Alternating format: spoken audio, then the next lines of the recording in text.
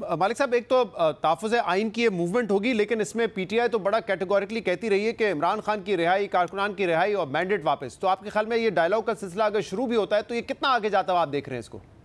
नहीं, पहली बात ये है कि मैंने ये बिल्कुल नहीं कहा कि किसी ने किसी पे इल्ज़ाम लगा देना। मैंने आपको ये कहा है कि क्या परसेप्शन क्या बनेगा। अगर कोई डिलीवरी नहीं आती तो समझा जाएगा कि एचएसडी साहब नाकाम हो गए अपनी एफर्ट के अंदर, और अगर कोई भी कामयाबी आई तो उसका पूरा कामयाबी का क्रेडिट मिलेगा कि स्ट्रेटेजिक मूव बड़ी जबरदस्त थी।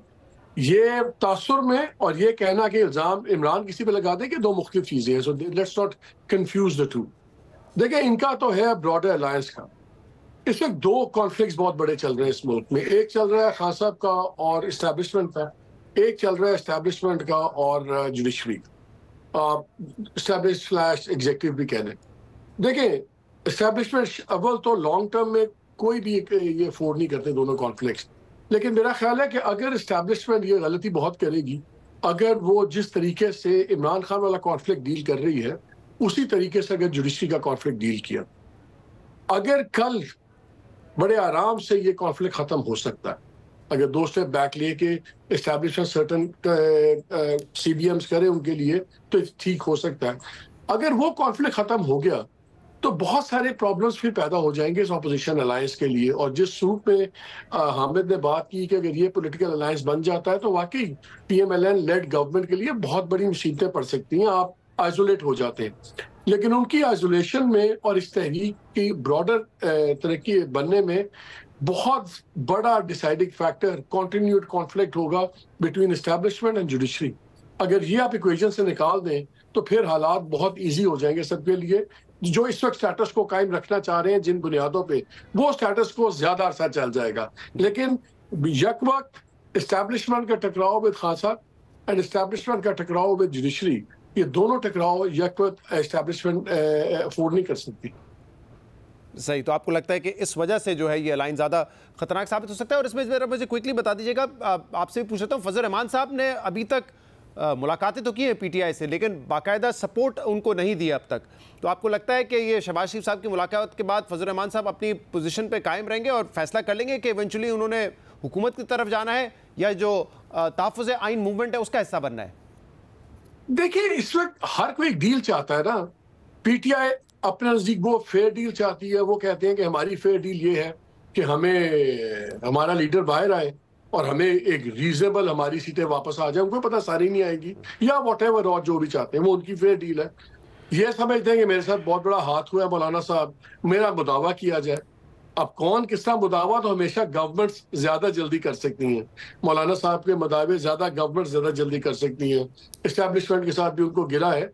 This looks like a more likely path. लेकिन जितनी इस वक्त लाइनें रेड, हर कोई अपनी अपनी सख्त लाइन लेके बैठ गया है, मुझे लगता है कि शायद ये मजबूर कर दे मौलाना साहब को, धकेल दे अपोजिशन अलायंस की तरफ, ना चाहते हुए भी। अगर उनकी फर्स्ट प्रेफरेंस यहाँ भी होगी, लेकिन जो हालात बन रहे हैं उनको मौका नहीं दिया जा रहा कि वो भी दो कदम पीछे हट पाए। आपको हमेशा मौका किसी को जवाब देना पड़ता है। शहजाद, अगर आपसे मेरा झगड़ा चल रहा है तो मुझे कुछ तो आप देंगे, तो मैं अपना पर्सोना को भी, तो पब्लिक पर्सनालिटी है ना, पब्लिक पॉलिटिक्स है। तो आई थिंक अभी तक उनको पब्लिक मैनूवरिंग रूम नहीं मिल रही कि जिसमें वो अपना सांस सॉफ्ट कर इस वक्त जो सबसे ज्यादा, अगर आप देखें पब्लिक फोरम्स पे जो सबसे ज्यादा सख्त तकरीर करते हैं या पोजीशन ले रहे हैं, वो तो इस वक्त मौलाना फजल रहमान साहब भी हैं। पिछले दिनों उन्होंने कराची में भी जो तकरीर की बहुत ही सख्त थी। मीर साहब, आप इस हवाले से क्या समझते हैं, जो एग्जीक्यूटिव और जुडिशरी के दरमियान एक तनाव इस वक्त हम देख रहे हैं, क्या ये बरकरार रह सकता है या किसी को पीछे हटना पड़ेगा? और आपको क्या लगता है कि जुडिशरी पीछे हटेगी या एग्जीक्यूटिव को इस मामले में पीछे हटना पड़ेगा? नहीं, ये इस तरह नहीं चलेगा। और इसमें कुछ जो हमारे जो मेहरबान हैं, उन्होंने जो जजेज़ हैं उनको बड़ा अंडर एस्टिमेट किया हुआ है। और जजेज़ ने अभी तक जो उन्होंने आपस में फ़ैसला किया हुआ है कि हमने अल्टीमेटली करना क्या है, तो उन्होंने भी अभी तक वो करना नहीं शुरू किया। वो भी स्पेस दे रहे हैं। उन्होंने भी कोशिश की है कि जब पिछले दिनों अटॉर्नी जनरल ऑफ पाकिस्तान ने, मंसूर अवान साहब ने एक रेड फ्लैग लहराया था, तो जजेस जो हैं वो भी, उन्होंने भी फिर उसके बाद एक ऐसा जेस्चर दिया कि हम भी की आवाज़ बहुत थोड़ी आ रही है। तो इसलिए जब जजेस पीछे हुए और उसके बावजूद हुकूमत जो है उसने कोई पॉजिटिव रिस्पांस नहीं दिया, तो उसके बाद अब धकेल दिया गया। मेरा ख्याल है जुडिशरी को धकेल दिया गया है कि वो अब जो भी फैसला करे वो फैसला हर कीमत पर वो आइन और कानून के मुताबिक करे। और आप हिस्ट्री उठा के देख लें पाकिस्तान की कि जब भी कोई हुकूमत जुडिशरी और मीडिया के साथ लड़ाई का आगाज़ करती है तो अल्टीमेट लूज़र हुकूमत होती है। और ठीक है, मीडिया को काफ़ी नुकसान होता है, इसमें कोलैटरल डैमेज में उसका काफ़ी नुकसान हो जाता है, लेकिन अदलिया का कुछ नहीं बिगड़ता। अगर बिगड़ता है तो आम तौर पे सिर्फ एक पॉलिटिकल गवर्नमेंट का ही बिगड़ता है।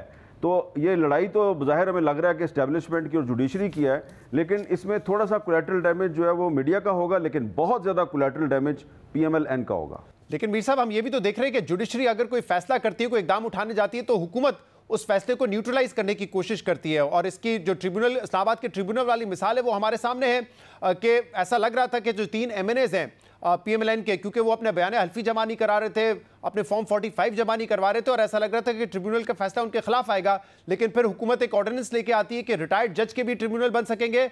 और इलेक्शन कमिश्नर ऑफ पाकिस्तान के पास जब ये शिकायत जाती है नून लीग के MNAs की तरफ से, तो ECP भी ये फैसला करता है कि जो ट्रिब्यूनल केस सुन रहा है वो अब केस नहीं सुन सकेगा और नया ट्रिब्यूनल सुनेगा। अब ये मामला इस्लामाबाद हाई कोर्ट में तो है, लेकिन इससे ये तो जाहिर होता है कि कोई भी इकदाम अगर उठाने की कोशिश होती है या कोई फैसला आने वाला होता है तो एग्जीक्यूटिव जो है उसको न्यूट्रलाइज करने की कोशिश करती है। फिर मैं इत्तेफाक से उस दिन इस्लामाबाद हाई कोर्ट में उस हेयरिंग को सुन रहा था, और चीफ जस्टिस आमिर फारूक साहब को मैंने कभी इस तरह के रिमार्क्स देते हुए नहीं सुना। और जब उन्होंने एडिशनल अटॉर्नी जनरल से ये कहा कि मैं आप पर कंटेम्प्ट ऑफ कोर्ट लगा दूंगा अगर आपने मेरे जज पे नेपोटिज्म और फेवरेटिज्म का इल्ज़ाम लगाया तो आपको साबित करना पड़ेगा। तो अब उन्होंने नून लीग के जो मुतलका MNA साहब हैं उनको इन पर्सन बुला लिया है। ईद के बाद उन्होंने इन पर्सन पेश होना है और उन्होंने ये साबित करना है कि जो जस्टिस तारिक जहांगीरी साहब हैं उन्होंने कहाँ पे फेवरेटिज्म और नेपोटिज्म की है, और अगर वो ये साबित करने में कामयाब नहीं हुए तो फिर कॉन्सिक्वेंसेस उनको भुगतने पड़ेंगे।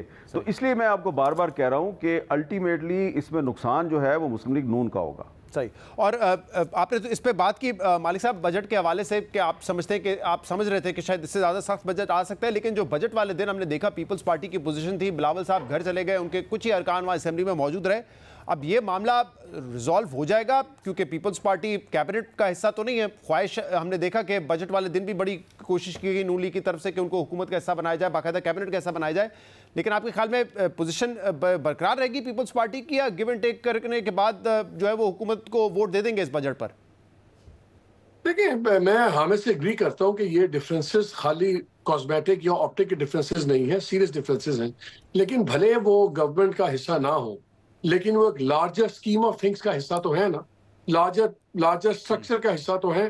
तो लार्जर स्ट्रक्चर में बाकी इंडिपेंडेंट, हर कोई इतना इंडिपेंडेंट नहीं कि अपने बड़े बड़े फैसले खुद ही बैठ के करता रहे। एक पॉइंट है डिसएग्रीमेंट की, मेरा नहीं ख्याल कि उनके पास इस वक्त लग्जरी अगर वो लेंगे।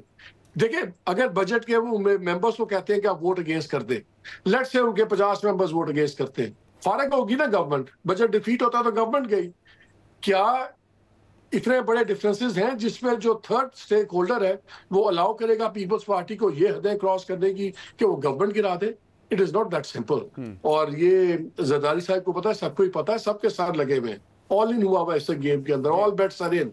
तो ये इतना नहीं हो सकता कि पीपल्स पार्टी डिसाइड कर दे। It is not a matter between mister Zardari और शहबाज शरीफ खाली, इसके अंदर और भी स्टेक होल्डर्स हैं, और वो स्टेक होल्डर्स हैं जिनका इक्तदार में आने के लिए दोनों मरहूने मिन्नत हैं। तो इतना सिंपल नहीं है।